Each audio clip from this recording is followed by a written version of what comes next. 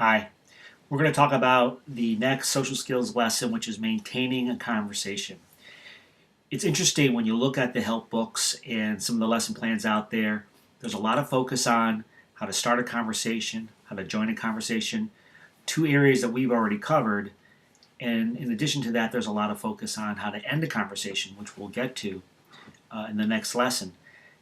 But there's not a whole lot of information out there on maintaining a conversation, or I should say, compared to the other parts of the conversation, it doesn't get a whole lot of attention. Yet, when you think about it, maintaining a conversation is probably the majority of the conversation. Even if you have a 2-minute conversation, which is relatively short, there's a few seconds in the beginning where you start or join, there's a few seconds in the end where you wrap it up and set it up for the next time. And then there's tons of time in the middle. So when we do this lesson with the children, we do focus in on how to keep themselves involved in the conversation. There's a lesson plan, of course, and in the next set of slides, you'll see how we'll walk through this lesson.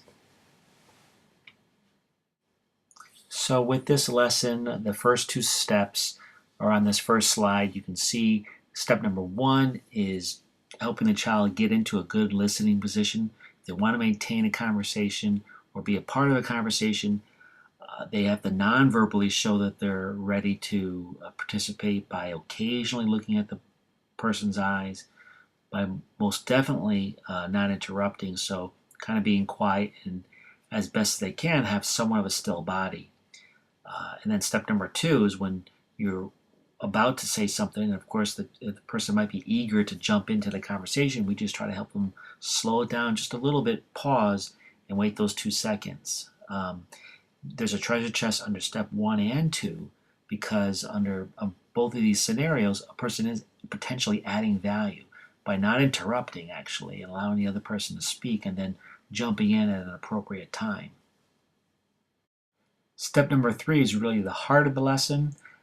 There's 2 components: staying on topic with questions and staying on topic with comments. The questions are highlighted in green and the comments in red.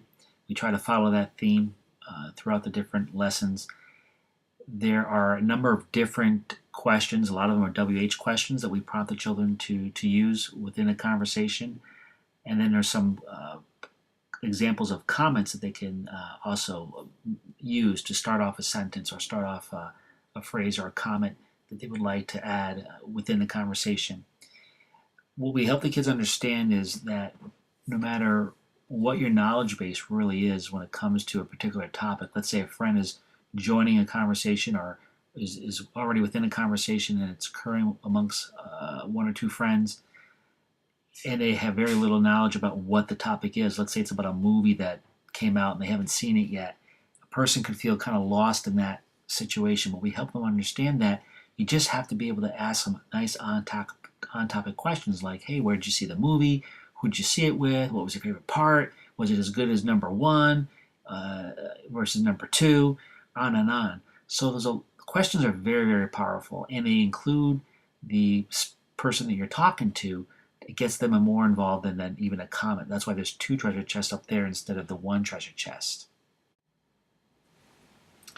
To wrap up the maintaining the conversation lesson plan, there's a game that the children can also play, and this game will be used from time to time.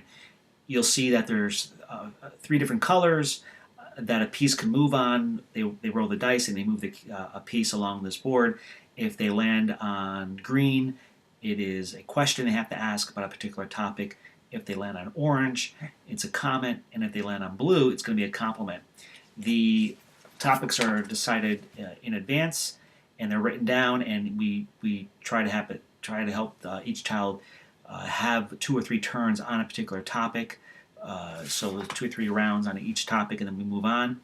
So with this, you notice that there are roughly an equal number of green spots and orange spots, and so we help the children understand that in a conversation, when they maintain it, they will be balancing back and forth between comments and questions. Green for the question, orange for the comment. There is occasional blue square, which is when they land on that, they get into making an on-topic compliment. Harder to do when they're talking about something like going to the movies or having a future play date or what occurred over the weekend, to give a compliment in that scenario. But we introduce it now, and when we get into advanced complimenting, we help the children understand how they can make compliments with abstract topics when the topic is abstract. We have a little cheat sheet that they can use, so when they land on the square, whatever the color might be, they can quickly glance over. And the idea is just getting them used to kind of more of a flow of a conversation. You don't necessarily plan out ahead of time that you're going to ask 3 questions, make 3 comments, and offer a compliment when you enter a conversation. So the idea is it's a little bit unpredictable as well. So when you play this game, it becomes a little bit unpredictable, but we get them just comfortable using questions, comments, and an occasional compliment in maintaining a conversation. Thanks. So here's the game in detail. It's also under its own video, staying on topic game, but we included it under maintaining a conversation lesson because when you play this game, you really do practice using questions and comments with an occasional compliment to stay within a conversation around a particular topic. It also helps with some of the random elements of a conversation by the child doesn't really know what color they're going to land on when they roll the dice. So they have to kind of think quickly on their feet and be able to respond accordingly, whether it's a question, comment, or a compliment on a given topic.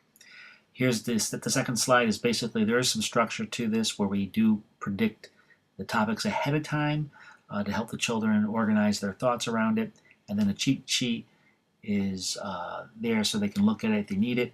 We've added the treasure chest, 3 for compliment, 2 for question, 1 for comment to help represent some value to these different parts of the conversation that they engage in.